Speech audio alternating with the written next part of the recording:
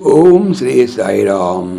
శ్రీమద్భగవద్గీత 7వ అధ్యాయంలోని 22వ శ్లోకం గురించి ఈరోజు తెలుసుకోబోతున్నాం. సాయిరామ్. భగవంతుని కానీ ఇతర దేవతలను కానీ ఉపాసించినప్పుడు భక్తి శ్రద్ధ అనేటువంటి గుణములు ఉండాలని, ఆ భక్తి శ్రద్ధలతో ఆయా దేవతలను ఉపాసించు వారికి శ్రద్ధాభక్తులు స్థిరపరుస్తారని భగవంతుడు తెలిపారు. అయితే ఈరోజు తెలుసుకోబోయేటువంటి 22 శ్లోకంలో ఆ ఇతర దేవతల ద్వారా భగవానుడే వారికి తగిన ఫలితములు వసంగుదురని తెలుపబడుతున్నది.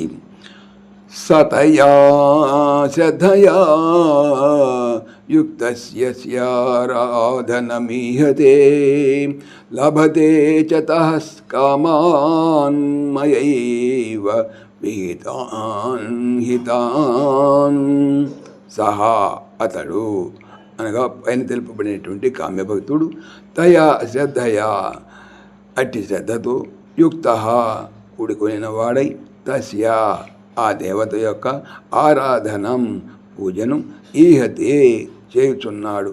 మాయాయేవా నా చేతనే విహితాన్ విధింపబడిన తాన్ కామాన్ హి ఆయా కోరికలని తతః ఆ దేవతల వలన లభతే పొందుచున్నాడు. అతడు అనగా కామ్యభక్తుడు అట్టి శ్రద్ధతో కూడుకున్నవాడై ఆయా దేవతల యొక్క ఆరాధనను గావించున్నాడు.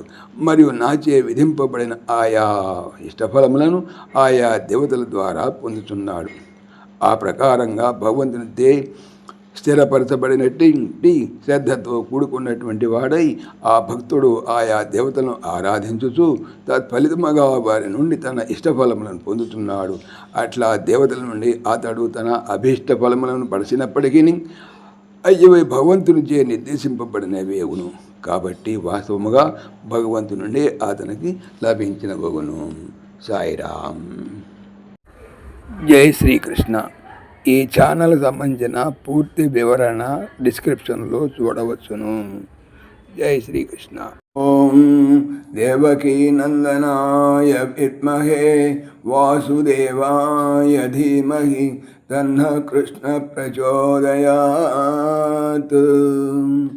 ఓం సర్వం శ్రీకృష్ణార్పణమస్తు. జై శ్రీకృష్ణ. జై జై శ్రీకృష్ణ. ఆత్మీయులకు మనవి, ఈ ఛానల్తో పాటుగా భగవానుడు అనంత మహిమల శ్రీ సత్యసాయి అనేటువంటి మరొక ఛానల్ను నా చేత చేయిస్తున్నారు. దీనికి సంబంధించిన లింక్ డిస్క్రిప్షన్లో చూడవచ్చు. సాయిరామ్.